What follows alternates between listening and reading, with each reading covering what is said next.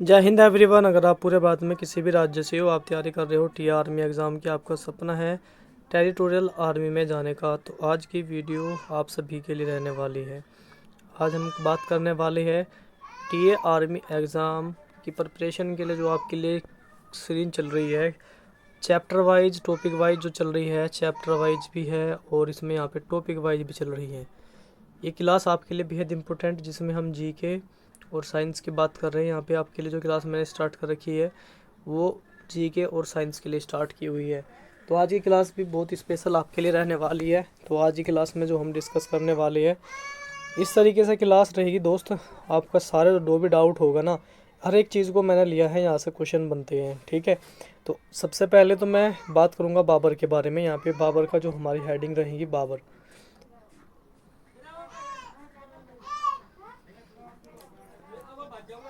और बाबर के बारे में हम सारी चीज़ें पढ़ेंगे यहाँ पे, ठीक है। जन्म कहाँ हुआ, कौन कौन सा युद्ध लड़े, इनके जन्म स्थान, सन, मृत्यु क्या कहा जाता है, उपाधि, ए टू जेड जानकारी, युद्ध कौन कौन से करे थे उन्हें सारे वो भी पढ़ेंगे हम साथ साथ में, ठीक है। तो सबसे पहले तो हम इनके चलते हैं जन्म को लेके, ठीक है। सबसे पहले तो यहाँ पे बाबर, और बाबर से स्टार्ट होता है यहाँ पे, ठीक है। और इस चीज़ को ध्यान में पढ़ते चलेंगे सारे के सारे मेरे साथ साथ। सबसे पहले इनका जन्म जो है कब हुआ था, जन्म तिथि जो इनकी है फरवरी 1483 में इनका जो है जन्म होता है बाबर का, ठीक है। फरवरी 1483 में। और जन्म स्थान क्या था इनका, जन्म स्थान था इनका फरगना घाटी, अंदी जान में इनका जो है उज्बेकिस्तान में जन्म हुआ था, जो फिलहाल अभी उज्बेकिस्तान में है, यहाँ पे इनका जन्म हुआ था, ठीक है। योगदान क्या था इनका, प्रमुख जो योगदान है क्या रहा, इन्होंने जो है मुगल साम्राज्य की स्थापना की थी, कब, 1526 में। 1526 में इन्होंने जो है पहली प्रथम जो है पानीपत की प्रथम लड़ाई हुई थी, जिसमें जो है ये विजय हुए थे, और विजय होने के बाद इन्होंने जो है मुगल साम्राज्य की स्थापना की थी। इस चीज़ को याद रखना सबसे पहले, ठीक है। चलिए उसके बाद अगला बढ़े थोड़ा सा हम। सबसे पहले तो इन्होंने युद्ध जो हुआ था, सबसे पहला जो है इनका जो युद्ध था वो पानीपत का प्रथम युद्ध था, जिसमें इब्राहिम लोदी को इन्होंने हराया था, जो मैं आपको बताया 1526 में ही, ठीक है। पहला युद्ध कब हुआ था, 1526 में। किसके साथ हुआ था, इब्राहिम लोदी के साथ में। तो इब्राहिम लोदी को इन्होंने जो है बाबर ने हरा दिया था, ठीक है। चलिए इस क्वेश्चन देखना, ऐसे क्वेश्चन लिए है ना दोस्त, मस्त। उसके बाद इन्होंने दूसरा युद्ध लड़ा, कौन सा, खारमा का युद्ध। किसके साथ में लड़ा, राणा सांगा के साथ में लड़ा, ठीक है। उसमें क्या हुआ, 1527 में इन्होंने लड़ा था वो, कब, 1527 में, ठीक है। चलिए अगला इन्होंने उसके बाद फिर युद्ध लड़ा, वो लड़ा इन्होंने चंदेरी का युद्ध। कौन सा, चंदेरी का युद्ध कब लड़ा था, 1528 में। और किसके साथ में, मेदिनी राय को इन्होंने है हराया था, ठीक है।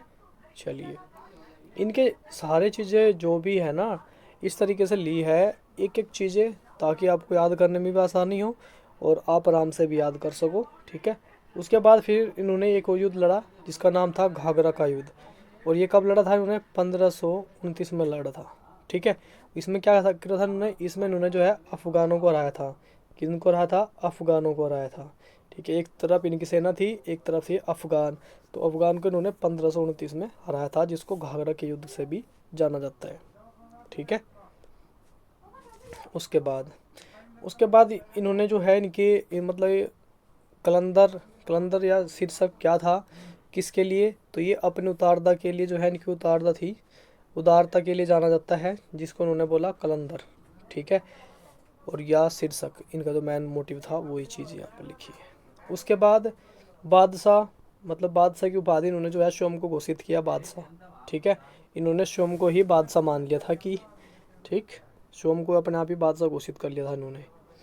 उसके बाद इन्होंने जो है अपनी आत्मकथा लिखी। कौन सी थी इनकी आत्मकथा, ये थी बाबरनामा, ठीक है। तुज़की ए बाबरी भी बोला जाता है इसको, ठीक है। इनकी पुस्तक थी तुजुक ए बाबरी, जिसको बाबरनामा भी कहा जाता है, और ये लिखी गई थी तुर्की भाषा में, ठीक है। चलिए भाई उसके बाद फिर इन्होंने मतलब किन किन का निर्माण करवाया, कोई प्रमुख उद्यान, तो इन्होंने जो है दो चीज़ों का निर्माण करा, एक तो रामबाग का और एक आगरा का, ठीक है। इन दो का इन्होंने जो है सिटी का निर्माण भी किया है बाबर ने, ठीक है। चलिए अगला है फिर इनकी मृत्यु हो जाती है। फिर वो मृत्यु कब हुई? मृत्यु होती है भाई इनकी 1530 में, ठीक है। वो इनकी समाधि का है वो है काबुल में, इनकी समाधि का है काबुल में, ठीक है। तो यहाँ पे बाबर के बारे में पूरी कंप्लीट हुई जानकारी। बाबर ने क्या क्या की युद्ध लड़े, कब कब लड़े, जन्म कब हुआ, ठीक है, मृत्यु कब हुई, क्या क्या इन्हें उपाधि मिली, इनकी पुस्तक के नाम, सारी हम बाबर के बारे में कंप्लीट कर चुकी है, ठीक है। अगला आता है आपका जो है, अब आता है हुमायूं, ठीक है। हुमायूं आता है और इसके बारे में भी हम ऐसे पढ़ेंगे जैसे कि मैंने आपको बता, इसको भी हम ऐसे चलते हैं लेके, ठीक है। सबसे पहले यहाँ पे हम इस स्थान की बात करते हैं। इनका जन्म जो है वो कब हुआ था? इनके जन्म हुआ था 6 मार्च 1508 को इनका जन्म हो जाता है।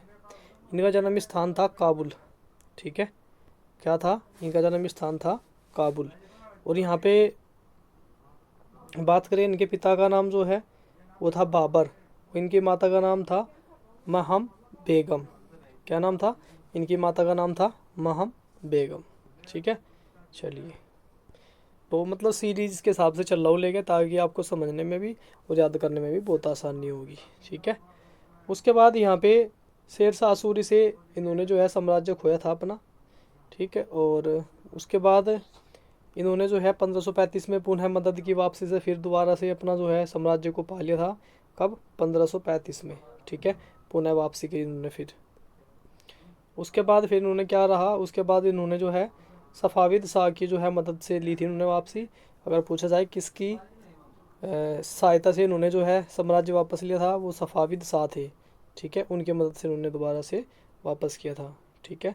और यहाँ पे लिखा है कि 1555 में इन्होंने कब साम्राज्य प्राप्त किया? 1555 में, ठीक है।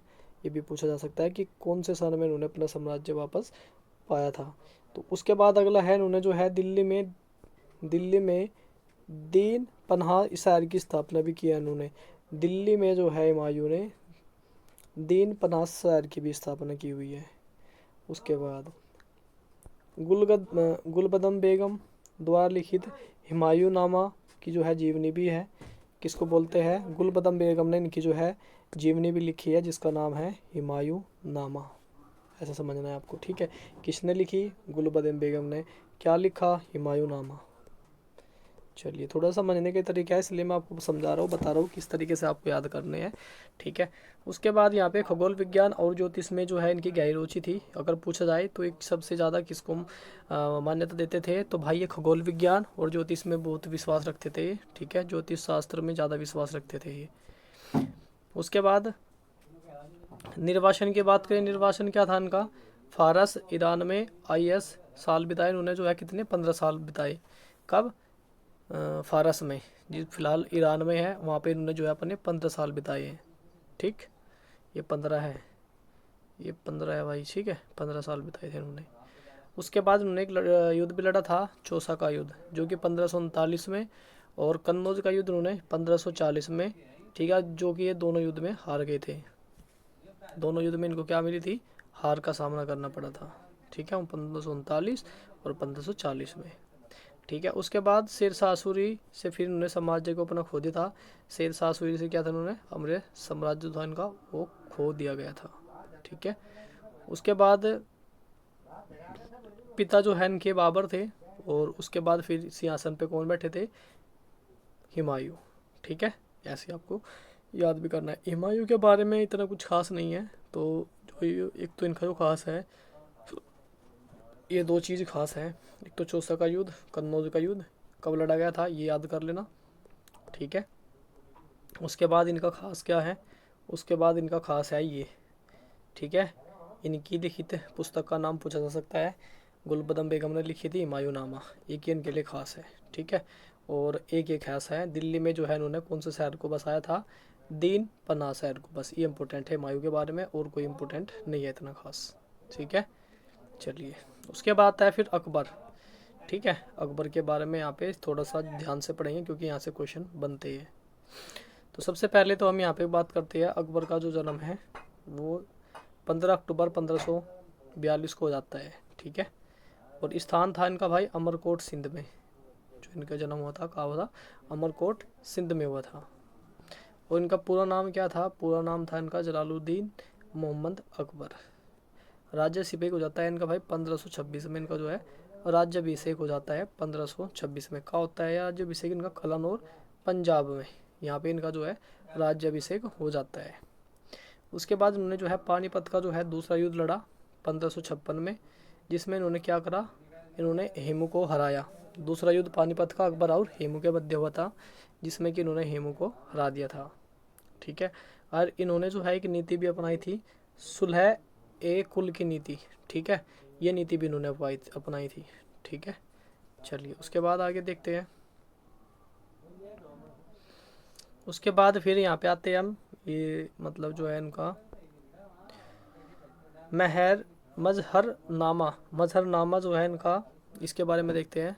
उसके बाद फिर क्या गया, इन्होंने 1579 में इन्होंने बनाया कि जितने भी धार्मिक मामले हैं उन सभी में जो है इनका अंतिम निर्णय होगा। ठीक है, जो भी निर्णय देंगे वही सबको मान्य होगा। ठीक है, चलिए उसके बाद इन्होंने फिर युद्ध लड़ा। युद्ध जितने भी है ना सारे इंपॉर्टेंट है, उनकी डेट्स आपको याद करनी है। हल्दी घाटी का युद्ध जो कि 1556 में लड़ा गया महाराणा प्रताप के साथ में। ठीक है, कब? 1556 में हल्दी घाटी का युद्ध।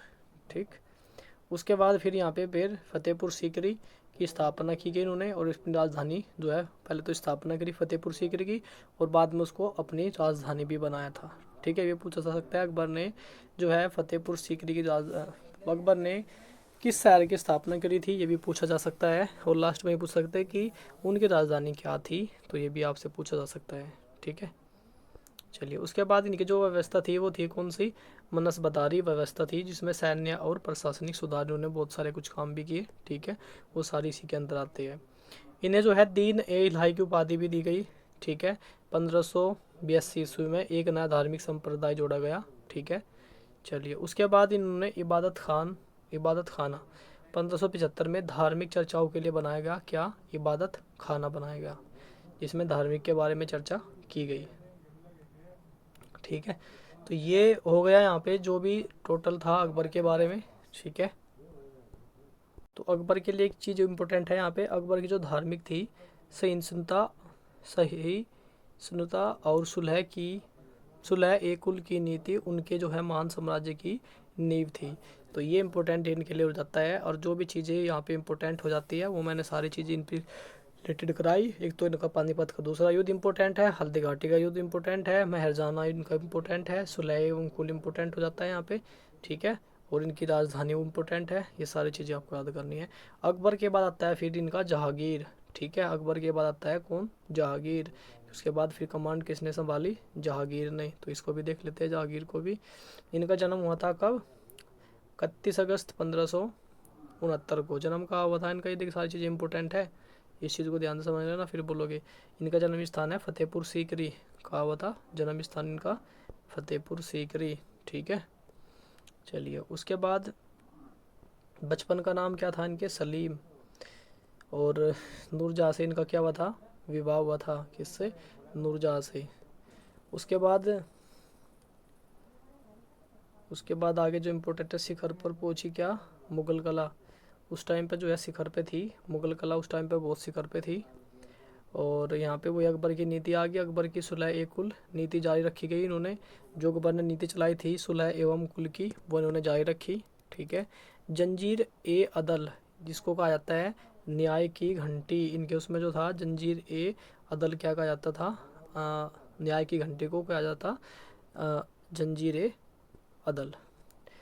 उसके बाद आती है इनकी मृत्यु जो है लाहौर में हुई थी, 1627 में इनकी मृत्यु हुई। और जहांगीर का जो महल है उसका निर्माण जो है आगरा में कराया गया। ठीक है, उसके बाद यहाँ पे पुर्तगालियों और अंग्रेज़ों के साथ इन्होंने जो है व्यापार भी किया, मिल के साथ में व्यापार भी किया। उसके बाद इन्होंने जो है चित्रकला का स्वर्ण युग देखा। इनका जो युग था उसको चित्रकला का स्वर्ण युग भी कहा जाता है। इनके युग को चित्रकला का स्वर्ण युग भी कहा जाता है। ठीक है, सिंहासन पे कब बैठे थे? 1605 में इन्होंने जो है राजगद्दी पर बैठे थे। सिंहासन पे 1605 ईस्वी में बैठे थे। तो इसके बारे में कोई ज़्यादा खास नहीं है। ठीक है, इनके बारे में भी देखा जाए तो जहांगीर के बारे में जो खास है इम्पोर्टेंट है, एक तो इनका जो है जन्म स्थान है, जन्म स्थान का फतेहपुर सीकरी। और एक जो इम्पोर्टेंट है इनका बचपन का नाम सलीम। उसके बाद इम्पोर्टेंट हो जाता है इनका उसके बाद इनकी जो है मृत्यु इंपॉर्टेंट है कि इनकी मृत्यु 1627 में कहाँ पर हुई थी, लाहौर में हुई थी, समाधि भी इनकी लाहौर में है। बस ये इंपॉर्टेंट है और इसमें कोई ज़्यादा इंपॉर्टेंट नहीं है जहांगीर के बारे में। चलिए तो दोस्तों जिस तरीके से आपकी क्लास चल रही है ऐसे देखो, इस तरीके से बेहतरीन तरीके से आप देख पा रहे हो, एक चित्र है और उसके माध्यम से आपको सारी चीज़ें यहाँ पे समझाई जा रही है, क्या क्या उन्होंने किया, कब किया, मतलब जो भी इम्पोर्टेंट है वो सारी चीज़ें यहाँ पे कराई जा रही है। तो ये क्लास आपको कैसी लग रही है ये कमेंट करके ज़रूर बताना, और ऐसे ही फ़ायदेमंद वीडियो के लिए फिर हम मिलेंगे। क्लास आपके लिए अब कंटिन्यू आएगी, क्लास एक दिन भी बंद नहीं रहेगी। जीके साइंस रेगुलर आपकी चलती रहेगी जब तक आपका एग्ज़ाम नहीं होता, तब तक आपके लिए यहाँ पे क्लास कंटिन्यू रहेगी। और ये जो एक इम्पोर्टेंट क्लास है, टॉपिक का चैप्टर वाइज है, ज़्यादा चीज़ें नहीं पढ़नी है, सिर्फ वही पढ़ना है जो आपको एग्ज़ाम में पूछा जाएगा, फालतू चीज़ें नहीं, सिर्फ डायरेक्ट उन चीज़ों पे हम जो है निशाना बना के रखी है जो चीज़ें इंपॉर्टेंट है, ठीक है। और यहाँ पे भी मैंने आपको देखा ना किस तरीके से करा रहा हूँ, एक मेन चीज़ उसके जितने भी रिलेटेड फैक्ट है, सारे जो फैक्ट है और जो पूछे जाते हैं एग्जाम में। अब आपको बोलते हुए जहांगीर के बारे में यहाँ 2 चीज़ पढ़ लो, बाकी रह जाती तो उसमें फ़ायदा नहीं था। जहांगीर के बारे में जो भी था वो सब हमने किया।